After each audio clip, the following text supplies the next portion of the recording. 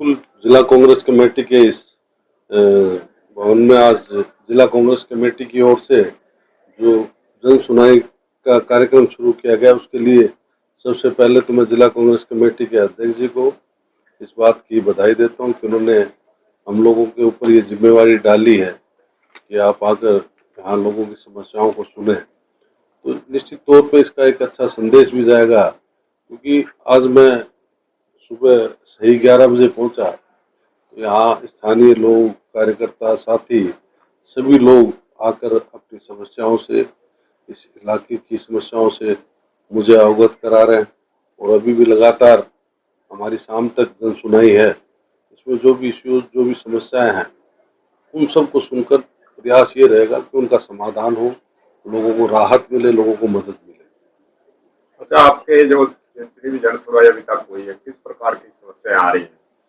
देखिए, समस्याएं तो स्थानीय समस्याएं भी हैं, कुछ जैसे किसानों के डिग्गियों के मामले भी आए हैं, डिग्गियां बन नहीं रही, उनका भुगतान नहीं हो रहा, और जिस प्रकार से आज सरकारी खरीद है उसकी भी समस्या के संबंध में जानकारी में आई। आज बारदाने की समस्या के संबंध में भी यहाँ सभी लोगों ने अवगत कराया कि बारदाने का संकट है, सरकारी खरीद हो नहीं रही, तो किसान पूरी तरह से पीड़ित है, प्रताड़ित है। और आज वर्तमान जो हालात है, डबल इंजन की सरकार है, केंद्र में भी भारतीय जनता पार्टी की सरकार है और राजस्थान में, और सरकार पूरी तरह से विफल हो चुकी है इस बात के लिए कि वो किसानों को सही समय पर सिंचाई का पानी उपलब्ध नहीं करा पा रही।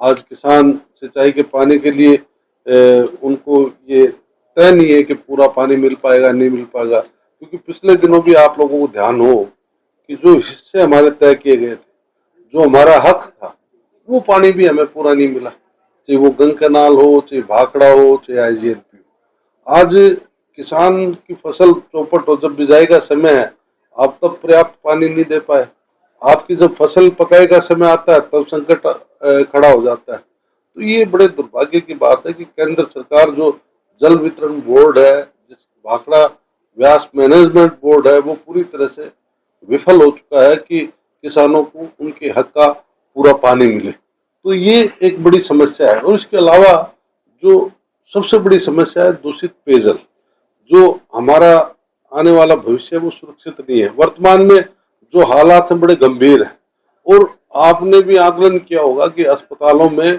जो सबसे ज्यादा मरीज पेट की बीमारियों से, किडनी, लीवर, जो जिस तरह की पीली की बीमारी से लोग ग्रस्त है, तो ये कारण है कि दूषित पेयजल मिल रहा है। कैंसर की बीमारी हर घर में पहुंच चुकी है, और कोई गांव ऐसा नहीं बचा जहां कैंसर से पीड़ित लोग नहीं हो। आज जो कैंसर का अस्पताल जिसमें बीकानेर जो था, जिसमें भरमार थी, उसको देखते हुए सरकार ने एक और अस्पताल गंगानगर में खोलने का प्लान किया है, क्योंकि मरीजों की जनसंख्या बढ़ती जा रही है, लेकिन उसका स्थायी समाधान नहीं हो रहा। इसके लिए मैंने लोकसभा में भी इस बात को उठाया कि इसका आप स्थायी समाधान करें, आप पेयजल के लिए अलग से प्लान करें, क्योंकि इस पे हमें सबको सोचना पड़ेगा। पेयजल के लिए अलग से पाइपलाइन डालकर जो शहरों को जो पीने का पानी दे रहे हैं वो अलग से दें, और जो डैम की स्थिति है उसमें आप सुधार करें, क्योंकि नेहरू जी के और इंदिरा जी के द्वारा नहर और डैमों का निर्माण किया गया था, जिनकी भराव क्षमता जो तय थी उससे आधी चल रही। कि आप IGNP पे चला जाओ, आपकी 18,500 क्यूसेक की नहर थी, आज कितनी चल रही है? 10,500, 11,000 क्यूसेक। यही आपका भाखड़ा जो 1800 क्यूसेक की नहर थी, वो 1200 क्यूसेक पानी चल रहा है। IGNP पे आप चले जाइए, जो 3,3200 क्यूसेक की नहर है, उसमें 2200 से ऊपर कभी पानी नहीं चलता, 2200, 2300। तो ये हालात है, इसमें सुधार करने की आवश्यकता है। पेयजल के लिए आप देख रहे हैं कि सतलुज व्यास की समस्या नहीं है कि वहां केमिकल और दूषित पानी मिल रहा है। इसके अलावा चाहे आप यमुना चले जाओ, चाहे जो सबसे पवित्र नदी है गंगा चले जाओ, चाहे आप नर्मदा चले जाओ, चाहे चंबल, सभी नदियों में जो गटर लाइन का पानी है, इंडस्ट्रीज का जो केमिकल और गंदा पानी है, चमड़ा उद्योगों का पानी है, वो सब पानी मिलकर इन नहरों के माध्यम से हमारे लोगों तक पहुंच रहा है। तो ये समस्या हमारे लोगों को झेलनी पड़ रही है। इस पे भी सरकार को विशेष ध्यान देने की जरूरत है। जब डीजल पेट्रोल गैस के लिए पाइपलाइनें जा सकती है, तो पेयजल के लिए भी आप डैम में ऐसा प्लान करें कि अतिवृष्टि से पानी बचा हुआ है या डैम की जो भराव क्षमता कम है उसको बढ़ाकर इस पर प्लान करना चाहिए। से मैं सहमत हूँ और इस बात को लेकर मेरे संज्ञान में भी ये बात आई थी, जिसको मैंने जो रेलवे मंत्री है उन तक इस बात को अवगत कराया। वाशिंग लाइन जो शुरू की गई है उसके लिए भी मैंने कहा है कि यहाँ से वो ट्रेनों की व्यवस्था की जाए, प्लान किया जाए। और ये सही है आपकी बात, हमारा आजादी के बाद जो ट्रेनें हमारे इस लोकसभा क्षेत्र गंगानगर हनुमानगढ़ से जो ट्रेनें चलनी थी, जिनके हमने नाम सुने हैं, शताब्दी, राजधानी, जो वंदे भारत, ये ट्रेनें, इस पे कोई प्लान आज भी सरकार का नहीं है, जिसको मैं लगातार सरकार से प्रयासरत हूँ कि हनुमानगढ़ गंगानगर में आपको सुपरफास्ट ट्रेनें और भी ट्रेनों की व्यवस्था करनी चाहिए। ये हनुमानगढ़ में वाशिंग लाइन शुरू हो गई, वहां अतिरिक्त ट्रेनों की आवश्यकता है, लेकिन इस पर सरकार की कोई गंभीरता नहीं है। हमारे जिले के प्रति बड़ी उदासीनता है केंद्र सरकार की, जो बड़ी तकलीफ दे है हमारे लिए। और मैं लगातार, आप भी देखते होंगे लोकसभा में लगातार मैं इन मुद्दों को लेकर आवाज उठाने का प्रयास भी करता हूं। मैंने क्वेश्चन भी लगाए हैं और मैंने वहां रेलवे मंत्री को पत्र भी समय समय पर लिखता रहा हूं, क्योंकि एक यहाँ की बात नहीं है, हनुमानगढ़ की नहीं, आज पीड़ीमुंगा है, रावतसर है, गसिंगपुर है, विजयनगर है, जयसर है, यहाँ जो स्टेशनों के हालात हैं, आज विजयनगर में लोगों को घंटों लाइनों में खड़ा रहना पड़ता है जब फाटक बंद हो जाता है। अंडरब्रिज ओवरब्रिज का कोई सरकार का अभी तक कोई प्लान नहीं आ रहा। ट्रेन आती है तो वो प्लेटफार्म जो है उसकी स्थिति आप देख रहे हैं, मालगाड़ी के लिए जो जयसर और विजयनगर वहां आवश्यकता है प्लेटफार्म बनाने की, वो उसका निर्माण नहीं हो रहा। वहां हालात बड़े गंभीर हैं। गसिंगपुर में यही हालात है वहां। और उद्घाटन क्यों नहीं हो रहा? उद्घाटन देखो, सरकार की मंशा क्लियर है ही नहीं। और ये जब कोई चीज तैयार होगी उस पर आपको आगे कोई जिस उम्मीद से, जिस प्लान को लेके आपने तैयार किया उस पर आप चलना ही नहीं चाह रहे, तो उद्घाटन ही क्या कराएंगे। मैंने जिला प्रशासन से बात की थी और वो सही है, जो इश्यू आया था उस संबंध में यहाँ के लोग भी बेचारे बड़े परेशान हुए। उन लोगों ने भी सिर्फ एक राजनीतिक दबाव में वो बदलाव करना बड़ा दुर्भाग्यपूर्ण है। और ये मंशा इनकी इसलिए उद्घाटन नहीं कि यहाँ से सांसद कांग्रेस का है, इसलिए भी इनको तकलीफ है। नहीं तो आप उद्घाटन कराइए और प्लान कीजिए। यहाँ सिर्फ कांग्रेस के तो हनुमानगढ़ में लोग नहीं है, बीजेपी को भी लोगों ने वोट दिए। बीजेपी लगातार यहाँ से जीत रही थी, तो इसमें दिक्कत कहाँ आ रही है इनको। अच्छा, लोकसभा में आपने राठी खड़ा का मुद्दा उठाया, पानी का उठाया, रेलवे का उठाया, अनेकों मुद्दे उठाए। क्या सरकार की तरफ से कोई जवाब भी देते हैं या फाइलों में दब के रह जाते हैं? प्रश्न देखिए, इनके जवाब भी आते हैं लेकिन संतुष्टिपूर्ण जवाब नहीं, क्योंकि इनके पास जवाब है ही नहीं। कोई इश्यू, कोई मुद्दा, उसके जवाब कम से कम आगे इनके क्या प्लान होगा उस पर कोई इनका आगे कोई उत्तर नहीं होता कि हम आगे ये प्लान कर रहे हैं। और सिर्फ प्रक्रिया चल रही है, हम प्रयास कर रहे हैं, तो ये कोई सरकारों के जवाब नहीं होते। सरकार आगे भविष्य के प्लान बताए।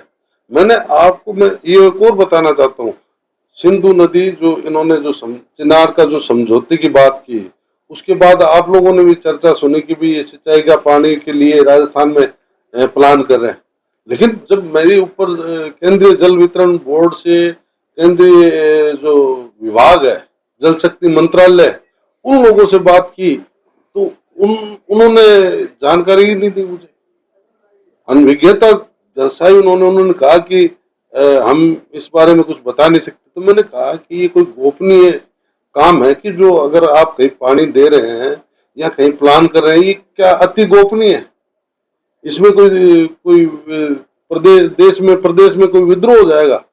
अगर आप प्लान कर रहे हो तो हमारा सहयोग भी लो, हम भी उसमें सजेशन दें। लेकिन जब कुछ है ही नहीं, सिर्फ अखबारी और दिखावा और भाषण ही है, तो फिर जवाब तो कुछ होगा नहीं इनके पास। अच्छा, स्थानीय मुद्दों की बात करें तो कलेक्ट्रेट के अंदर जो है पत्रकार रोज खबरें बनाने जाते हैं, तो आप सांसद भी हैं, इस इलाके से भी आप जुड़े हुए हैं, वहाँ बैठने के लिए कोई कमरा नहीं है, वहाँ कोई कमरा बने तो क्या पत्रकार विश्राम स्थल बने कलेक्ट्रेट के अंदर, क्या कहेंगे? जगह नहीं होना चाहिए। देखो, कोई भी पत्रकार भी है और भी कोई वहाँ लोग आए अपनी पीड़ा लेके, खैर जो पत्रकार हैं वो तो निश्चित तौर पर उनके लिए विशेष व्यवस्था वहाँ होनी चाहिए, ताकि वहाँ के दिन भर जो कार्य हुए हैं या समस्याएं हैं या जिले की या प्रदेश की, उन सब समस्याओं पर बातचीत पे जो पत्रकारों को ध्यान होता है, तो वो प्रयास रहते हैं कि वो चीजें जनता तक पहुंचे। तो इसलिए वहाँ व्यवस्था पत्रकारों के लिए विशेष तौर पर करनी चाहिए, अलग से वहाँ चैम्बर हो, ताकि वहाँ आए, बैठे, अपने घंटे 2 घंटे जो भी आप वहाँ की स्थिति, वहाँ की परिस्थिति, वहाँ के हालात, जिनसे आप जिले के लोगों को अवगत करा सके, तो ऐसी व्यवस्था वहाँ कलेक्टर महोदय करनी चाहिए। और अभी हम मिलेंगे, उसमें भी हम आप लोगों की ये बात जरूर वही हर माह का कोई दिन वार तय किया जिसमें बिल्कुल ये अभी तय करके आज शुरुआत हमने की है। गंगानगर में तो मंडे को हमने तय कर रखा है, जिला कांग्रेस कमेटी द्वारा वहाँ शुरू किया गया, तो वहाँ हर मंडे को वहाँ विधायक या सांसद तय होता है। जैसे अब सोमवार को मेरी वहाँ बैठक है, तो उससे पहले डूंगर राम जी, सोहन जी, शिमला जी वहाँ। अच्छा, एक मुद्दा कांग्रेस पार्टी से जुड़ा हुआ है। बीजेपी ने सभी जिलों के अंदर लगभग ऑफिस बना लिए। ये ऑफिस तो चलो मनीष जी मक्का साहब ने प्रयास करके इसको एक बार तैयार किया है, स्थायी कह रहे चाहे स्थायी कह लें, लेकिन कांग्रेस पार्टी का स्थायी जो मुख्यालय डिस्ट्रिक्ट हेडक्वार्टर पर होना चाहिए, उसके लिए आपके पास अभी विधायक भी हैं, क्योंकि गंगरा हनुमानगढ़ में जीतते हुए आप भी, आपके पास भी पैसा आता है, क्या इसके लिए कोई पहल का प्लान है? देखो, प्रयास तो होते हैं, जो जिलाध्यक्ष बनता है वो प्रयास करता है, लेकिन आर्थिक रूप से जो स्थिति है, क्योंकि काफी बजट इसका चाहिए, जमीन चाहिए, सब चीजें चाहिए।